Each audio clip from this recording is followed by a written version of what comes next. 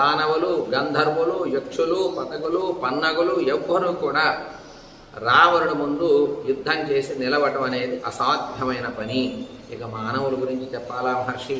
మమ్మల్ని యుద్ధానికి రమ్మంటున్నావు వాళ్ళతో అన్నాడు నమస్కరించి. సహి వీర్యవతాం వీర్యమాదత్తే యుధిరాక్షసః తేన చాహం న శక్తోస్మి సంయోద్ధుం తస్య వా బలైః స బలో వా మునిశ్రేష్ఠ సహితో వా మమాత్మజైః. ఆ రాక్షసుల యుద్ధంలో చాలా బలవంతులు అవుతారయ్యా. వీర్యాన్ని గ్రహించి మన శక్తిని వాళ్లే గ్రహిస్తారు, వాళ్లే బలవంతులు అవుతారు.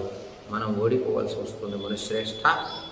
సైన్యంతో కూడిన వాడినైనా కానీ, నా కుమారుడితో కలిసి కానీ, నేను కానీ, అతనితో కానీ, అతని సైన్యాన్ని కానీ అతని సైన్యంతో యుద్ధం మేము ఎవ్వరము చేయలేము. నేను కానీ, నా సైన్యం కానీ, నా కుమారులు కానీ రావణుడితో యుద్ధం చేయటం అసాధ్యమయ్యా అన్నాడు దశరథ మహారాజు విశ్వామిత్ర మహర్షితో. కథమప్యమర ప్రఖ్యం సంగ్రామాణమకోవిదం బలం మే తనయం బ్రహ్మన్ నైవ దాస్యామి పుత్రకం. ఓ విశ్వామిత్ర మహర్షి, బాలుడైన నా కుమారుడు దేవతలతో సమానమైన వాడయ్యా. చంటి హృదయం కలిగిన వాడు, యుద్ధ పరిచయం ఏమీ లేనివాడు, ఎప్పుడూ యుద్ధాలకు వెళ్ళలేదు. అంతేకాకుండా పున్నామ నరకం నుండి నన్ను ఉద్ధరించడం కోసం వచ్చిన వాడయ్యా ఈ రాముడు. ఏమైనా నీ అనుగ్రహం మాకు కావాలి కానీ మీ ఆగ్రహం వద్దు మహర్షే అన్నాడు. అంతేకాదు, నీకు నా సంతానంలో పెద్దవాడైనటువంటి రాముణ్ణి నీకు ఇవ్వటానికి నేను అంగీకరించనయ్యా. ఆ యజ్ఞానికి పంపించను మహర్షి అన్నాడు, నమస్కరించాడు.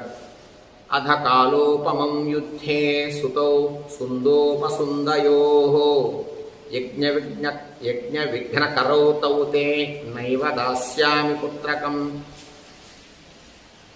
నీకు యజ్ఞ విఘ్నాన్ని చేసేటటువంటి ఆ సుందోపసుంద కుమారులు ఎవరైతే ఉన్నారో, మారీచి సుబాహువులు కదా వాళ్ళు, సుందోపసుందులు వారి కుమారులే ఈ మారీచి సుబాహువులు. యుద్ధంలో యముడి వంటి వాళ్ళు అయ్యేవాళ్ళు, చాలా ప్రమాదకారు. అందుచే నా కుమారుణ్ణి నీకు ఇవ్వను. సుందులే ప్రమాదకారులు, వారి కుమారులైనటువంటి మారీచ సుబాహువులు ఇంకా ప్రమాదకారు. అటువంటి వాళ్ళ దగ్గరికి నా రాముణ్ణి పంపిస్తే బ్రతకనిస్తారా వాళ్ళు? కనుక నేను ఆ సుందోపసుంద కుమారులైనటువంటి